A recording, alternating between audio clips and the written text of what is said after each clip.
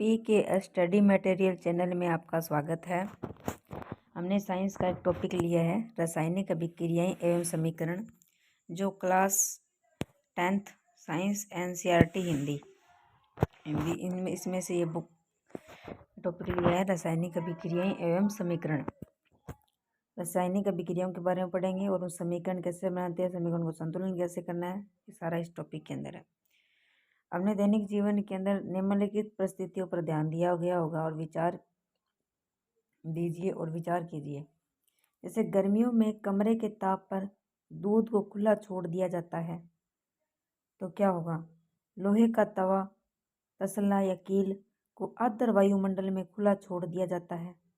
Number 3 बात, अंगूर का किण्वन हो जाता है। नंबर 4, भोजन पकाया जाता है। नंबर 5, हमारा शरीर भोजन को पचा लेता है और हम सांस लेते हैं। इन सभी परिस्थितियों में प्रारंभिक वस्तु की जो प्रकृति कैसी थी और तथा पहचान कुछ न कुछ बदल जाती है। यानी कि रासायनिक परिवर्तन का मतलब है कि प्रारंभिक वस्तु की प्रकृति कुछ अलग थी, पहचान उसकी कुछ अलग थी, फिर बाद में परिवर्तन होने के बाद कुछ न कुछ बदल जाती है। पदार्थ के भौतिक तथा रासायनिक परिवर्तन के बारे में हमने पिछली कक्षा में पढ़ चुके हैं। जब कोई रासायनिक परिवर्तन होता है तो हम कह सकते हैं कि एक रासायनिक अभिक्रिया हुई है।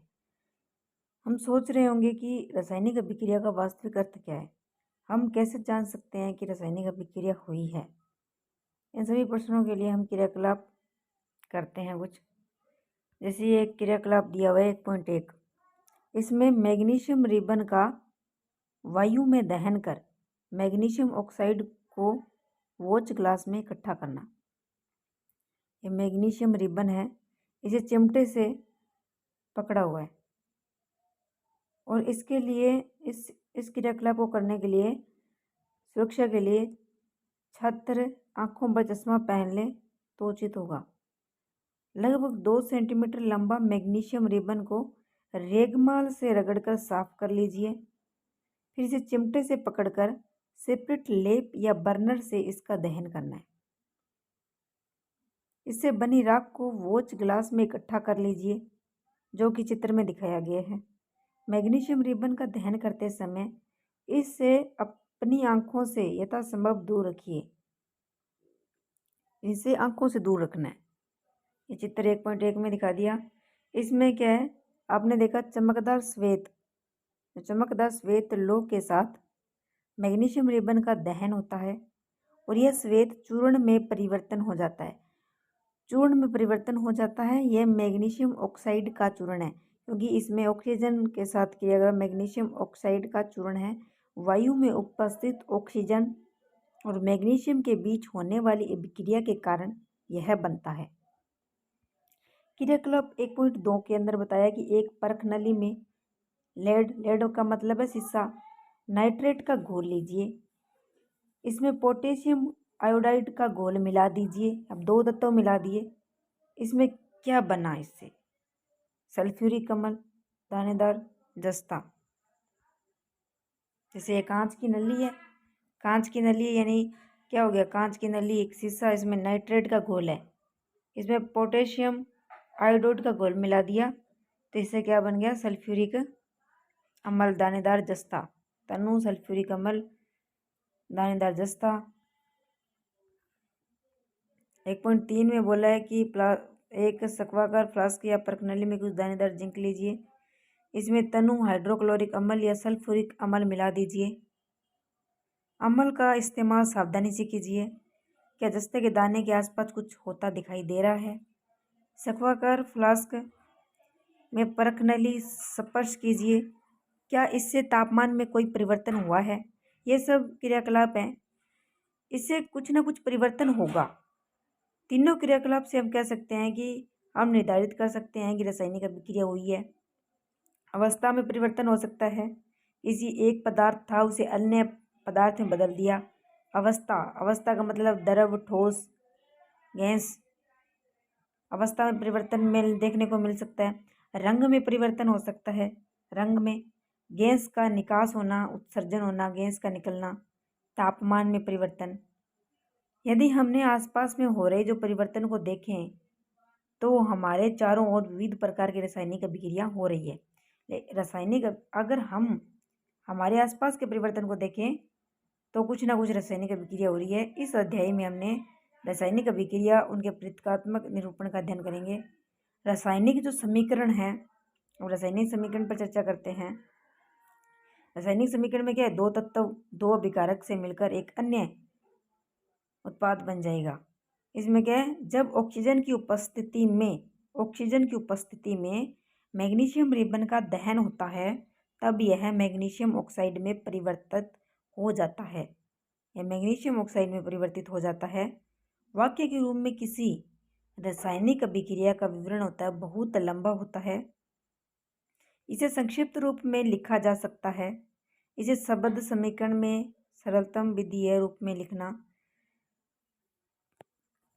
इसमें मैग्नीशियम प्लस ऑक्साइड माने मैग्नीशियम प्लस ऑक्सीजन, फिर तीर का निशान लगा के बताया है मैग्नीशियम ऑक्साइड। इन दोनों के विलय से मैग्नीशियम ऑक्साइड बन गया। मैग्नीशियम तथा ऑक्सीजन ऐसे पदार्थ हैं जिनमें रासायनिक परिवर्तन होता है। इन्हें अभिकारक कहते हैं। इस अभिक्रिया में एक नए पदार्थ मैग्नीशियम ऑक्साइड का निर्माण होता है। इसे उत्पाद कहते हैं।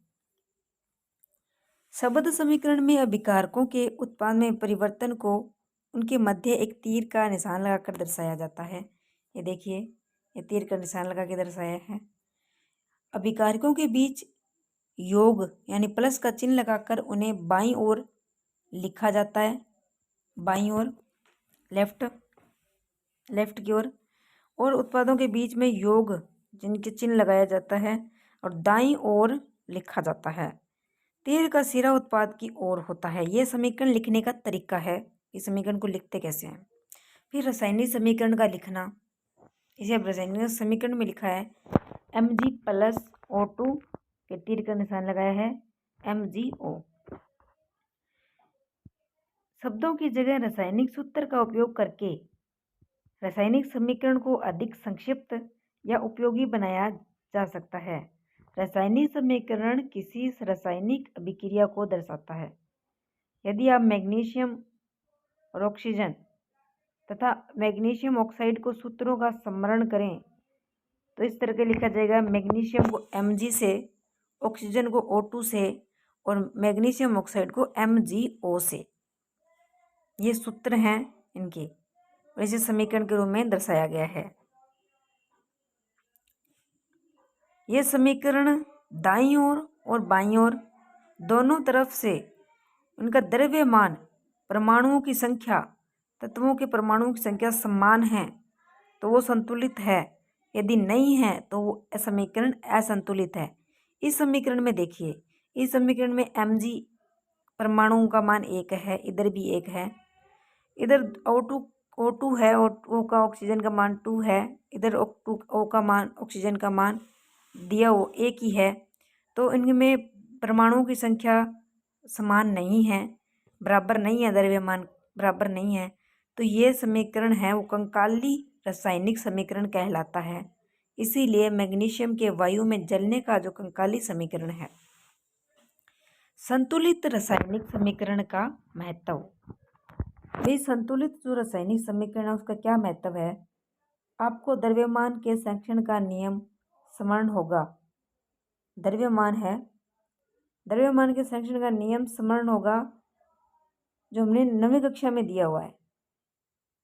किसी भी रासायनिक अभिक्रिया में द्रव्यमान का न तो निर्माण होता है। हम इसमें पढ़ लेते हैं जानकारी पूरी तरीके से। भी द्रव्यमान को संरक्षण का नियम स्मरण होगा। नियम है द्रव्यमान के संरक्षण का। भी किसी भी रासायनिक अभिक्रिया में द्रव्यमान का न तो निर्माण होता है। भी कोई भी जो रासायनिक अभिक्रिया है उसमें द्रव्यमान का न तो निर्माण होता है और न ही विनाश। अर्थात किसी भी रासायनिक अभिक्रिया के उत्पाद तत्वों का कुल द्रव्यमान अभिकार तत्वों के कुल द्रव्यमान के बराबर होता है। ये देखिए, इसमें इस समीकरण में देखिए, ये उत्पाद है MgO। इसमें जो द्रव्यमान है वो दोनों जो अभिकारक है Mg plus O2, in total द्रव्यमान के क्या होगा, बराबर होना चाहिए। तो वो संतुलित में होगी। तो इसमें यही लिखा है कि उत्पाद तत्वों का कुल द्रव्यमान अभिकार तत्वों के कुल द्रव्यमान के बराबर होता है। दूसरे शब्दों में बोल रहे हैं कि रासायनिक अभिक्रिया के पहले एवं उसके पश्चात, रासायनिक अभिक्रिया हमने नहीं की उससे पहले और फिर उसके बाद में जो परिवर्तन हुआ है, यानी रासायनिक अभिक्रिया के पहले उसके पश्चात प्रत्येक तत्व के परमाणु की संख्या समान रहती है। यानी कि जब दो तत्व आपस में मिलकर कोई नया तत्व बनता है, नया उत्पाद बनता है, तो उससे द्रव्यमान का न तो निर्माण होता है न ही कमी आती है, यानी द्रव्यमान का बराबर रहता है मान। बिल्कुल रासायनिक अभिक्रिया होने से पहले भी जितना था, रासायनिक अभिक्रिया होने के बाद भी उतना ही रहेगा, उससे कोई फर्क नहीं पड़ेगा। तो ये बोल रहा है कि रासायनिक अभिक्रिया के पहले एवं उसके पश्चात प्रत्येक तत्व के परमाणु की संख्या समान हो रहती है। इसीलिए हमें कंकाली समीकरण को संतुलित करना आवश्यक है, जो हमने Mg+O2 तीर का निशान लगा के बताया कि MgO बन गया। तो वो कैसी समीकरण थी? कंकाली समीकरण थी। तो उसे संतुलित करना क्या है? आवश्यक होता है। क्या रासायनिक समीकरण जो 1.2 थी वो संतुलित है? 1.2 देखो, 1.2 हमने पीछे पढ़ी है, ये संतुलित है? ये संतुलित नहीं है। हम रासायनिक समीकरण को चरणबद्ध संतुलित करना सीख लेते हैं अभी। अब आगे समीकरण दी हुई है 1.3, जिसमें जिंक के साथ सल्फ्यूरिक अम्ल मिला के तीर का निशान लगाया हुआ है, जिसमें जिंक सल्फेट प्लस हाइड्रोजन। उपरोक्त समीकरण को निम्नलिखित रासायनिक समीकरण से दर्शाया जाता है। जैसे जिंक को Zn से, सल्फ्यूरिक अम्ल का सूत्र है H2SO4, जिंक सल्फेट का सूत्र है ZnSO4, हाइड्रोजन का सूत्र H2। Zn प्लस H2SO4 दोनों अभिकारक का योग करके ZnSO4 प्लस H2 इसमें परिवर्तन हुआ है। इस समीकरण में 1.3 में तीर के निशान के दोनों ओर तत्वों के परमाणु की संख्या तुलना करनी है। इधर देखिए Zn जिंक, इधर भी Zn जिंक, परमाणु का मान है 1, दोनों का समान है। इधर SO4, इधर भी SO4, ये भी बराबर है 4। H2, इधर भी H2, इसका भी बराबर है। तो देखिए इस समीकरण के अंदर परमाणु का जो संख्या है, तत्वों के परमाणु संख्या क्या है? समान है। इसमें दिया हुआ है, देखिए Zn अभिकारकों के परमाणुओं की संख्या, इधर तीर बाईं ओर, जो बाईं ओर है वो अभिकारक है, दाईं ओर है वो उत्पाद है। तो इसमें Zn है, इसका मान इधर की ओर 1 है, उत्पाद में परमाणु संख्या 1 है। H का मान देखिए इधर 2 है, इधर भी 2 है, ये देखिए। फिर इधर SO4 है, S का मान अलग अलग है, S का मान 1 है, इधर भी 1 है। O का मान इधर 4 है, तो इधर भी 4 है। तो इसमें क्या बोला है कि तीर के निशान के दोनों ओर के प्रत्येक तत्व के परमाणु की संख्या समान है, इसीलिए यह एक संतुलित रासायनिक समीकरण है। अब हम निम्न रासायनिक समीकरण की संतुलन करने का प्रयास करते हैं। जैसे Fe प्लस H2O, फिर तीर का निशान लगा के इधर उत्पाद है, ये रासायनिक परिवर्तन हुआ है, Fe3O4 प्लस H2, इसको संतुलित करना है। अभी रासायनिक समीकरण को संतुलित करने के लिए सबसे पहले हमने प्रत्येक सूत्र को चारों ओर एक बॉक्स बना लेने। बॉक्स बना के समीकरण को संतुलित करते समय बॉक्स के अंदर कुछ भी परिवर्तन नहीं कीजिए। देखिए इसमें Fe को बॉक्स बनाया, H2O को बॉक्स में बंद कर लिया, Fe3O4 को बॉक्स में बंद कर लिया, H2 को बॉक्स में बंद कर लिया। अब इसे हमें समीकरण को संतुलित करना है। ये असंतुलित समीकरण थी, असंतुलित समीकरण है। इसमें से परमाणु की संख्या की सूची बना लेनी है। इधर की तरफ देखिए Fe अभिकारक है, अभिकारक में Fe का मान 1 है, उत्पाद में जो Fe का मान है वो 3 है। H का मान अभिकारकों में 2 है, उत्पाद में भी 2 है, ये संतुलित में है। O का मान इधर 1 है, इधर 4 है। तो इन दोनों तरफ क्या करना है? बराबर करना है।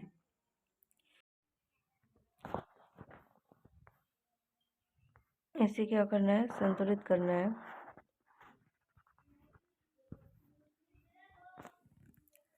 अब उस यौगिक में सबसे पहले अधिक परमाणु वाले तत्व को चुनिए। सबसे अधिक परमाणु वाले तत्व को चुनना है। सबसे अधिक परमाणु वाला तत्व कौन सा है? ओ का है 4।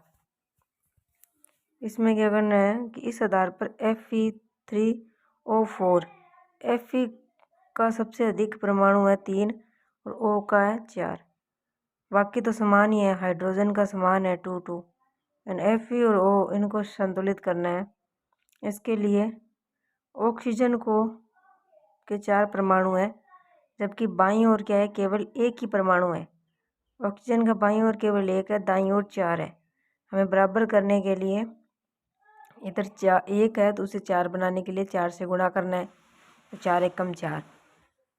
तो इसको 4 बनाने के लिए हमने H2O, इधर ऑक्सीजन देखो, ये देखिए H2O है तो O का मान 1 है, तो वो जो 4 होगा वो H के आगे लगेगा, तो 4H2O हो जाएगा। ये देखिए 4H2O, तो O का मान 4 हो गया। लेकिन इसमें क्या है, हाइड्रोजन का मान इसमें 2 था और इधर दाईं ओर हाइड्रोजन का मान 2 है। लेकिन जब ऑक्सीजन को संतुलित करने के लिए हमने जब 4H2O किया तो यहाँ पर हाइड्रोजन का मान और बढ़ गया। हाइड्रोजन का मान अब 8 हो गया। 4 दूनी 8 हो गया, 4 आगे लिखा हुआ है और 2 पैर में, तो 4H2O। इधर केवल हाइड्रोजन 2 ही है, तो इसे संतुलित करना होगा। यानी ये लिखा हुआ है Fe और H परमाणु अभी भी संतुलित नहीं है। इनमें से किसी एक तत्व को चुनकर आगे बढ़ते हैं। हम आंशिक रूप से संतुलित समीकरण, जो ये संपूर्ण रूप से संतुलित नहीं हुई है, आंशिक रूप से संतुलित समीकरण है, इसे संतुलित करने के लिए हाइड्रोजन परमाणु को संतुलित करते हैं।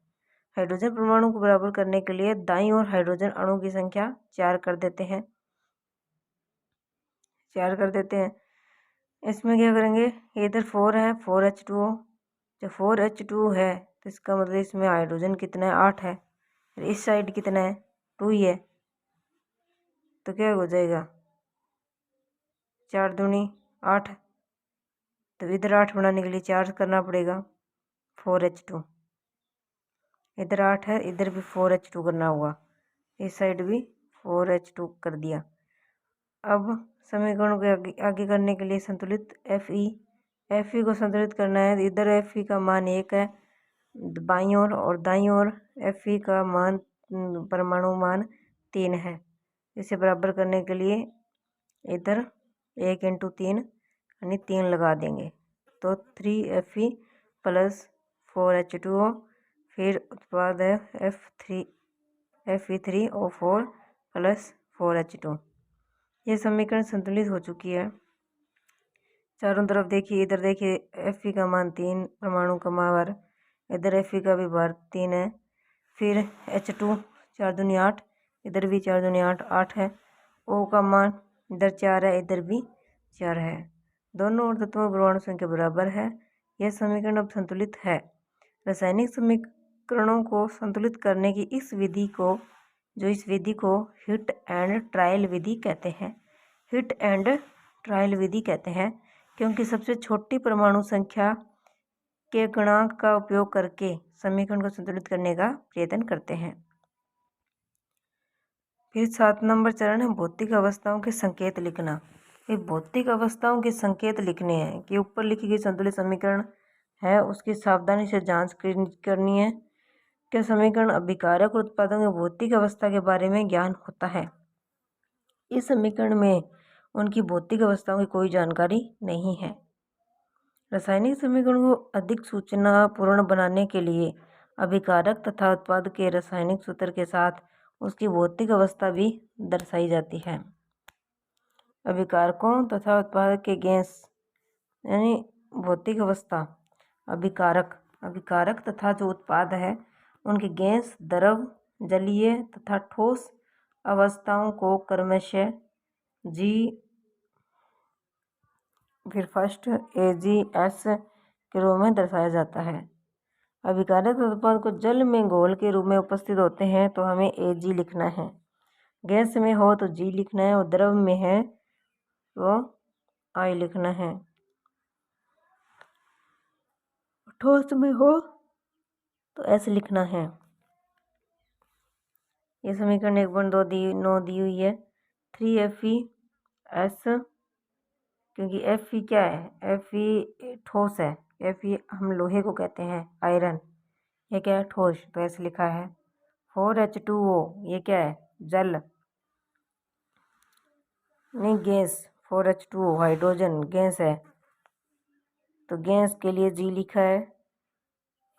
फिर Fe3O4 ये क्या है, ठोस है, ये S लिखा है, प्लस 4H2 4H2 इसके लिए G लिखा है, यानी कि गैस।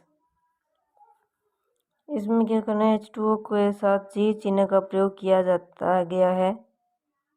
यह दर्शाता है, क्योंकि H2O वैसे हम कहते हैं जल है, लेकिन ये क्या दर्शाता है, G ये दर्शाता है कि विक्रिया में जल का उपयोग भाप के रूप में किया गया है। भाप के रूप में प्राय हर रासायनिक समीकरण में भौतिक अवस्था को शामिल नहीं किया जाता है जब तक कि आवश्यक न हो। कभी कभी अभिक्रिया की परिस्थितियां, जैसे कि ताप है, अभिक्रिया की परिस्थितियां होती है जैसे ताप, दाब, उत्प्रेरक आदि को भी तीर के निशान के ऊपर या नीचे दर्शाया जाता है। भी कितना ताप पे है, कौन सा दाब, उत्प्रेरक, ये तीर के निशान के ऊपर दर्शाया जाता है। जैसे CO या G लिखा हुआ है, G का मतलब गैस है। 2H2 ये भी गैस के रूप में है। दोनों के परस्पर योग से रासायनिक परिवर्तन हुआ है, CH3OH। इसके ऊपर लिखा 340 ATM। फिर ये समीकरण अगली 6CO2, इसमें लिखा हुआ है AQ का मतलब है जलीय, क्या जलीय है, प्लस 12H2O इसका मतलब है द्रव है। फिर 6C6H12O6 plus 6O2 plus 6H2O ये ग्लूकोज में बदल दिया। सूर्य प्रकाश, क्लोरोफिल। अब ये प्रश्न दिए हुए हैं, वायु में जलाने से पहले मैग्नीशियम रिबन को साफ क्यों किया जाता है। निम्नलिखित रासायनिक अभिक्रियाओं के लिए संतुलित समीकरण लिखिए। हमने पहले इस चैप्टर के अंदर यहाँ तक पढ़ लिया है भी रासायनिक जो समीकरण है उसे संतुलित कैसे करना है और कैसे लिखना है, ये सब हमने कंप्लीट कर लिया। आगे रासायनिक अभिक्रियाओं के प्रकार, ये आगे से हम अगली क्लास में शुरू करेंगे।